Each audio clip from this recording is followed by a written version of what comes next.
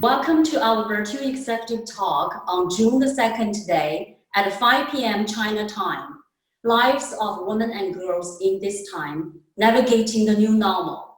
On Shero channel, our newly created new media entirely focus on women and their perspectives to leverage social media, empowering women and girls to be heard and to be seen.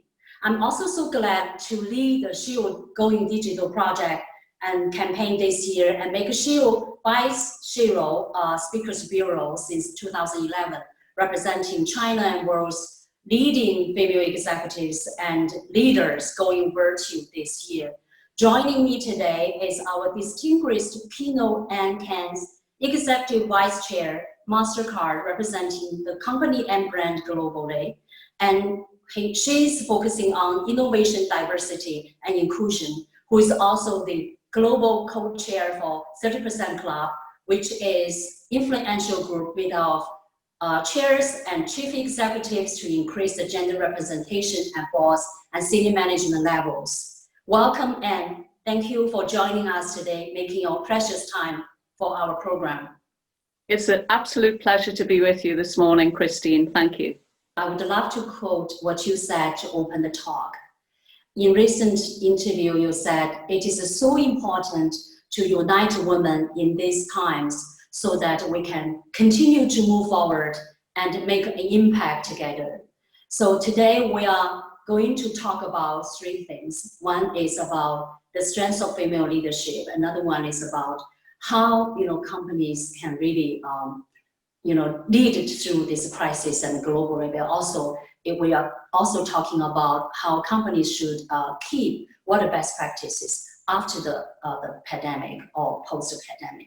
So my first question is about reflections from you on what the pandemic means for women in terms of gender equality and equity, in terms of women leadership in the pandemic, and also in terms of how we can make very good positive responses post pandemic. This pandemic is affecting the lives of women very much. We know that around the world about 70% of the healthcare workers are women. And we know that many women are working in the informal economy.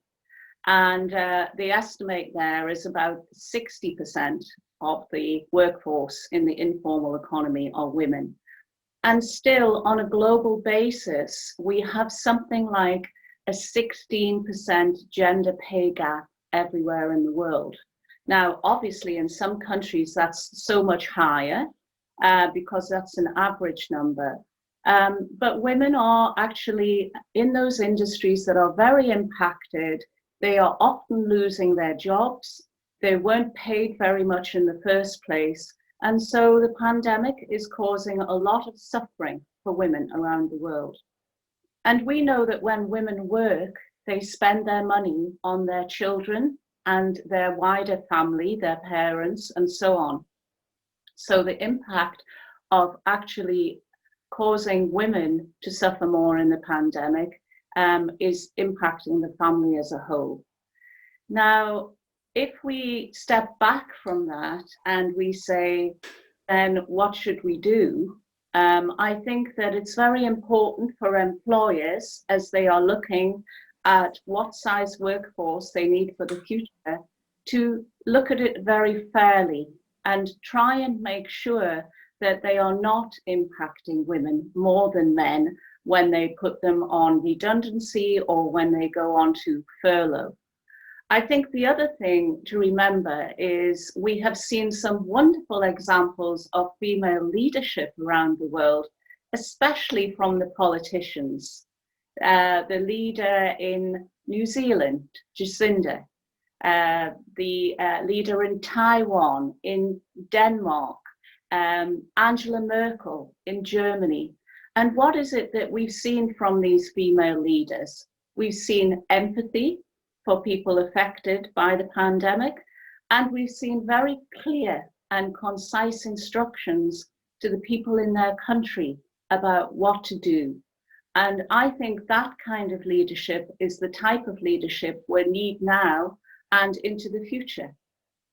we've been talking about authentic leadership for years, and this is really a great time, opportunity, women leaders showing case that way, and you also mentioned the political leaders. But in the same time, and do you think, post-pandemic, from as an insight or responses, how we really can deal with that in terms of, whether addressing, you talk about 250 to 25, the gender parity.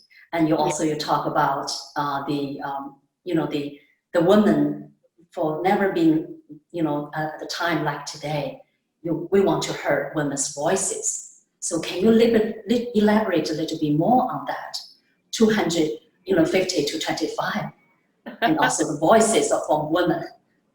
Yes, absolutely, Christine. I went to Davos, as I do every year, and the World Economic Forum this year announced that to achieve gender parity around the world, it was now going to take 257 years. And this is like talking to some women in the 1800s and telling them that it's going to be fine in the century that we live in now. And that just makes it seem so ridiculous. And one of the things that I've thought is that the pandemic is an accelerator. They say you should never waste a crisis. And what has it actually accelerated? Well, just what we're demonstrating today, the use of digital technology.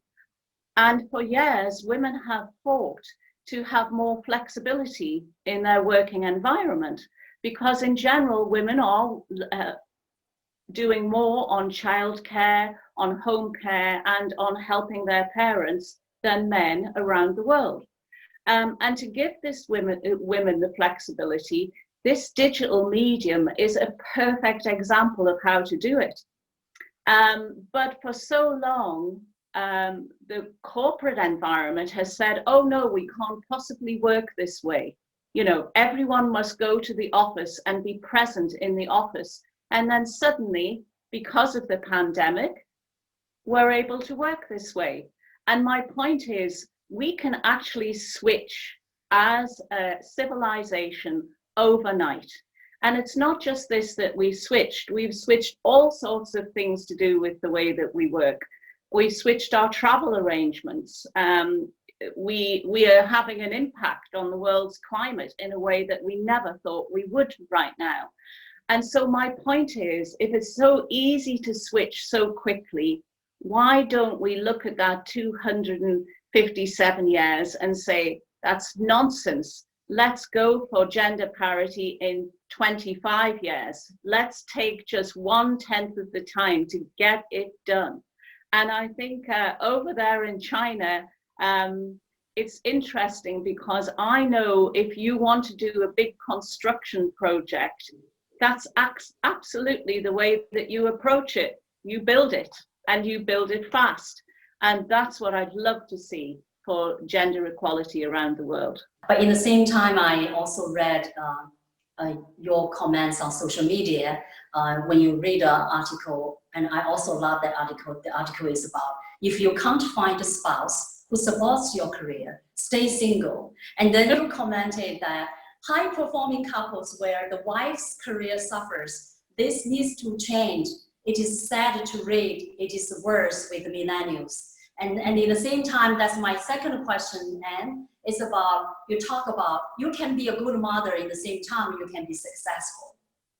I would love to, and also I'm so sure for the audiences online, and also those who cannot join us today, really want to learn from Anne, how would you to integrate your work and life?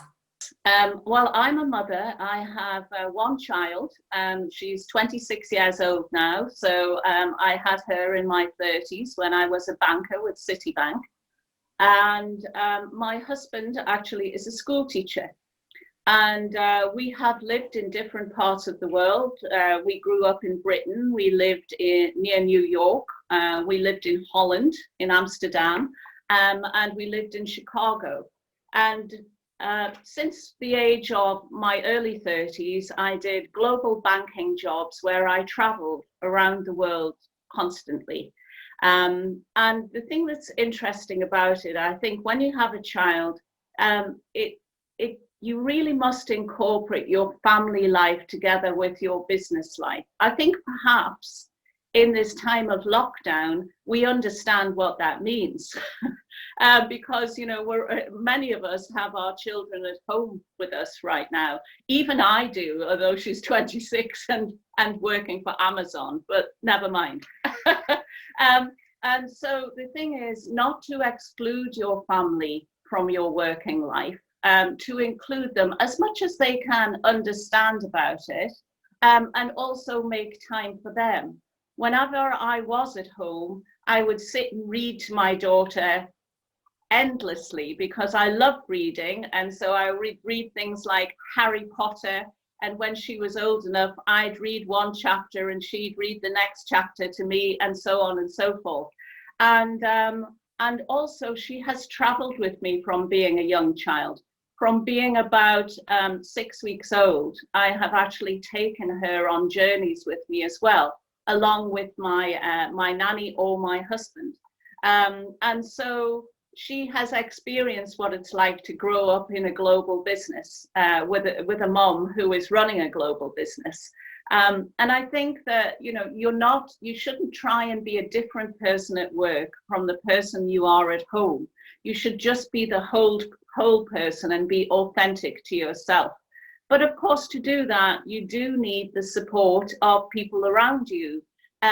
Nobody would expect a male CEO or a chairman of a company to be doing everything at home, to be worrying about doing all of the childcare, all of the housework, to be looking after his parents. And so I think that females in the same circumstances should build a group around them that actually support them, and should feel good about that and not feel as if they're taking away from their family or they're taking away from their work. Just try and perpetually rebalance yourself. We really love to hear about what MasterCard as a great company building inclusive culture, whether from your CEO, the current CEO, Michael, and also AJ, and working with you, together as a great team. But also, I would love to hear more about the Girls for Tech STEM program. And this is a very much a demonstration of your commitment with your leadership and with the company's leadership. So absolutely, actually, MasterCard is a very inclusive culture. And although the tech industry in general has many more men than women, at MasterCard, we've been really focused on trying to bring more women into our industry. We're somewhere around 39% women around the world today. I think importantly, we're almost 30% women that are senior inside the company, our senior management teams. And I think that's the important thing, because the senior decision making, we want more balance there, and we want women's voices to be heard. We actually think of the whole gender balance scenario in what we're doing for our people, what we're doing for our markets, and what we're doing for society. So in terms of things for our people, we looked at things like, let's have maternity and paternity leave everywhere around the world, a minimum of 4 months for everyone. Now, why is that important? Actually, I think paternity leave is very important because it sends a message to the fathers that it's good to be at home with your kids, and it's acceptable in our company. And something like over 70% of the fathers take their leave, which is important. It shows the culture is right. And we want that number to be up to 100%, of course.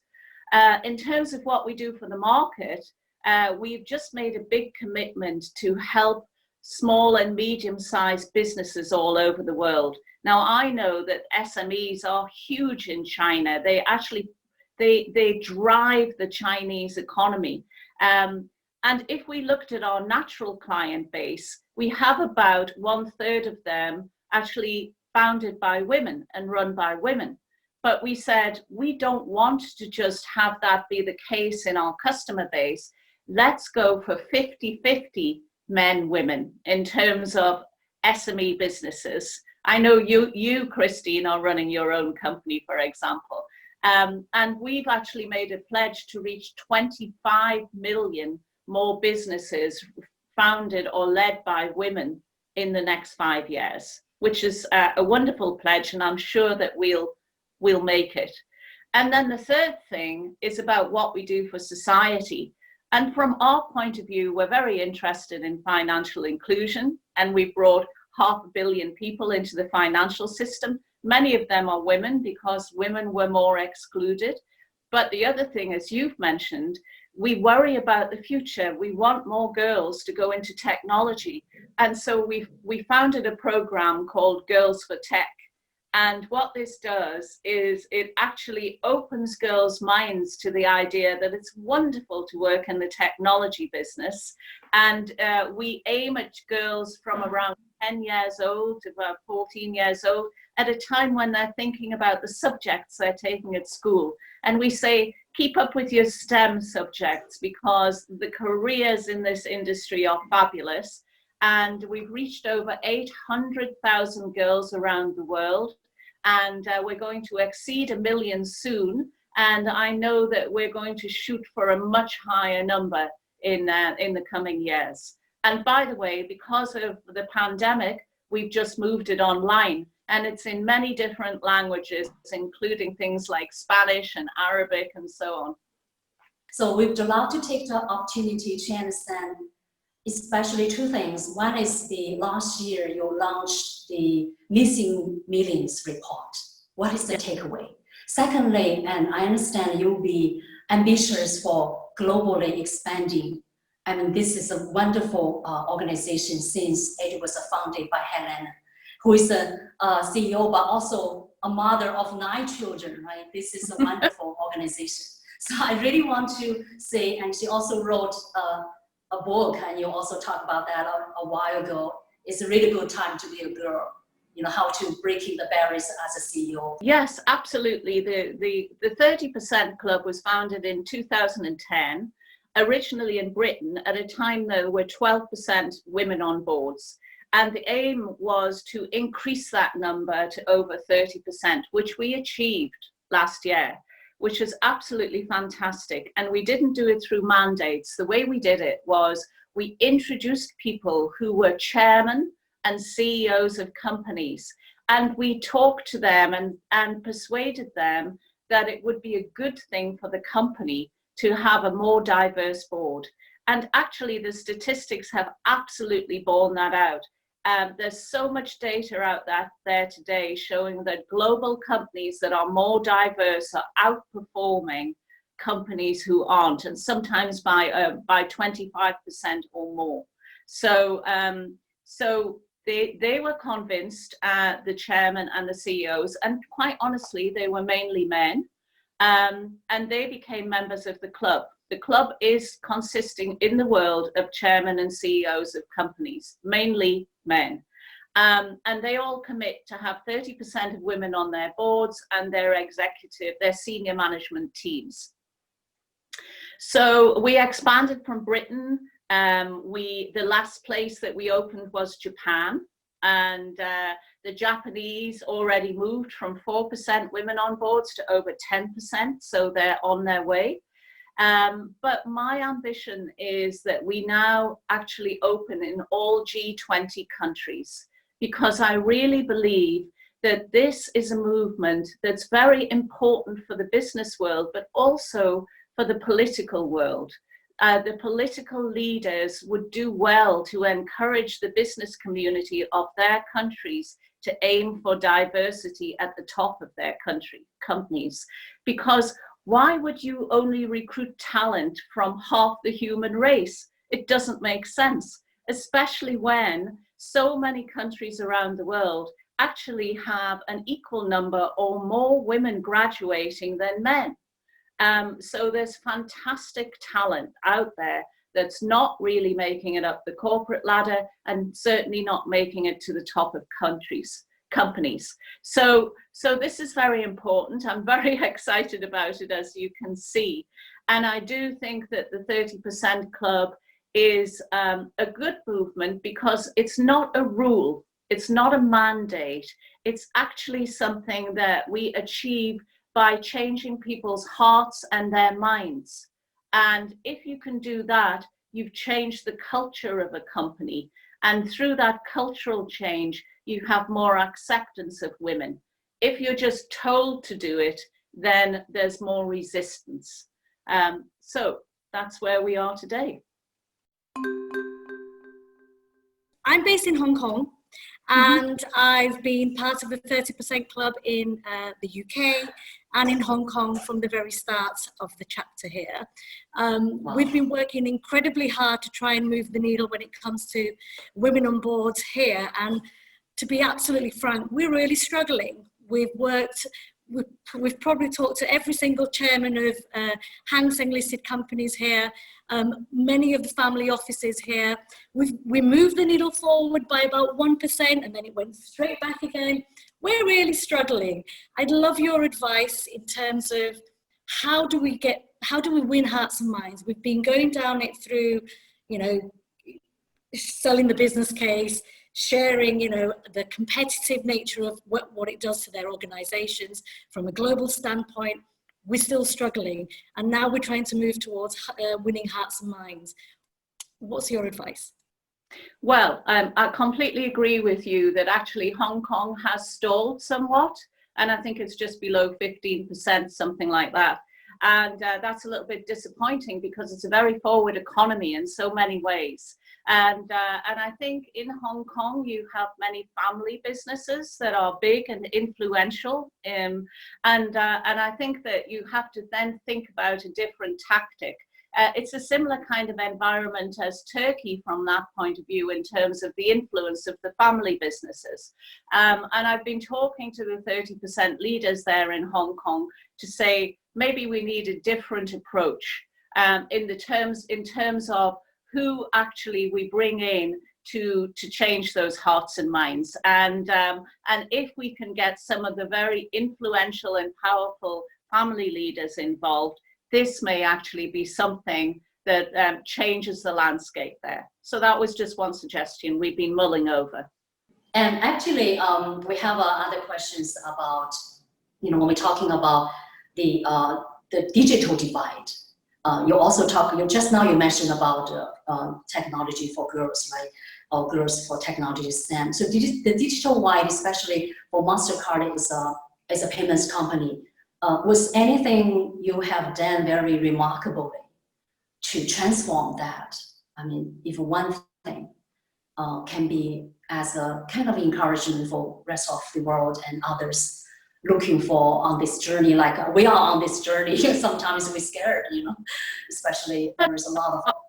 From a obviously from a MasterCard perspective, we are a digital company. And our business is payments all over the world.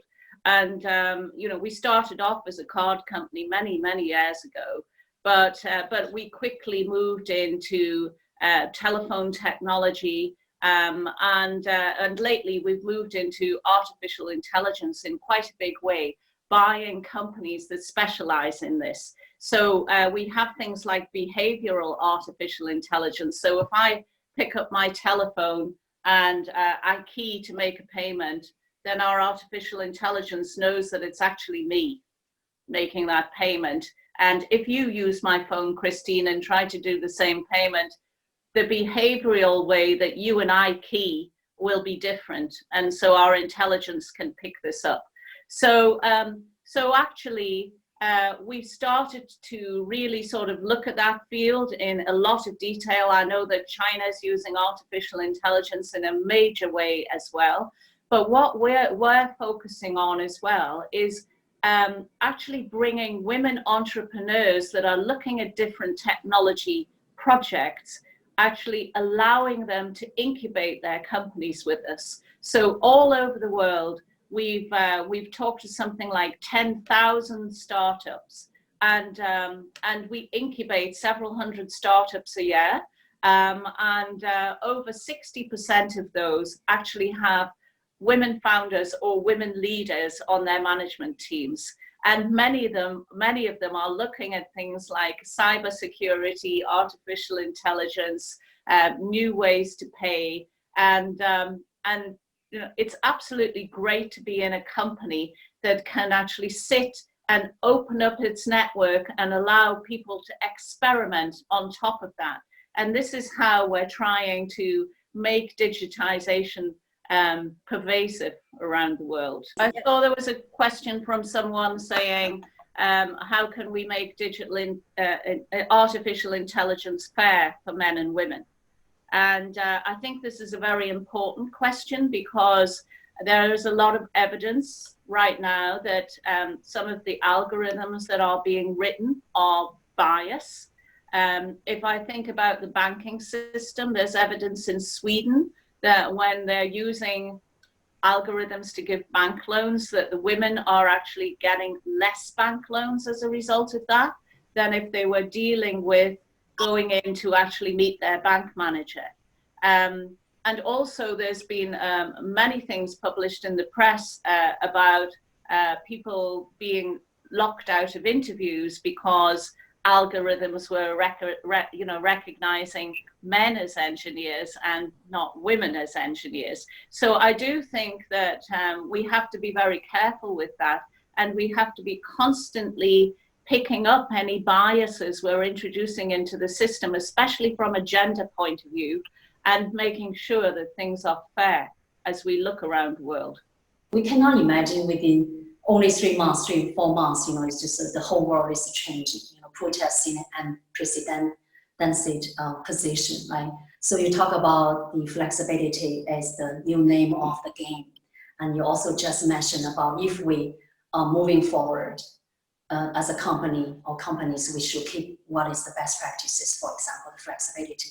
And you mentioned one thing is you are kind of starting to miss taking the train. What that was? I read one article, you just talked to the interviewer, you talk about that. So what reminds you of that, you're kind of missing taking a train in the same time? Oh, absolutely, it will be changed. And I think that businesses are looking at that and saying, I actually think that making your office safe and keeping social distancing and wearing masks and having your temperature checked and maybe having frequent tests, all of that should be fairly straightforward in the office environment in order to allow people to feel safe at work. But the problem really is transit back and forward from the office, and also transit around the world, flying in and out of countries. I think that is the thing that is going to take a long time to actually recover. And interestingly, I have a backdrop behind me of the Houses of Parliament today. And in Britain, there is a debate with the politicians, because the government are saying they want the politicians to show up at the Houses of Parliament to vote in person. And many of the politicians are saying, actually, that doesn't make sense, because it's very quick for us to click a button and be able to vote remotely. And my view is that those second group of MPs are talking about the right thing, because when we actually get beyond this pandemic, we should keep the absolute best things that we've got about today's environment. And some of the best things are being able to organize your life so you can work remotely and still be as effective, and save the journey time on the train, by the way, which you can use for other purposes, but also to do the sort of things that we're doing, Christine. I mean, for me to fly across to see you in China would take quite a lot of time, and I'd love to come at some future date. I used to come to China about 5 times a year. But in the absence of that, we can still get, can't we, virtually, and we can include many different people in our conversation that we wouldn't have been able to. If I'd been in China, then the lady I just spoke to from Hong Kong might not have been there. So I think that we have to take things now and not try and go back to the way that we were before the lockdown. And by the way, I do think that it will take us quite a long time to revert to normality. People here in Britain believe that it'll take well over a year to do that, and I think that's true, because we need exit strategies, we need medicines, and possibly a vaccine. That would be wonderful. So let's see, and in the meantime we'll do our best. Thank you so much for your elaboration, and we are still looking forward to you coming to visit China again for many times. It's been such inspirational conversation, and thank you so much for making your time, precious time. And in the same time, and thank you for joining us. Thank you everybody on the line. And if you have any questions, you can also leave to us, contact us, myself, like Christine.Liu at sherochina.com.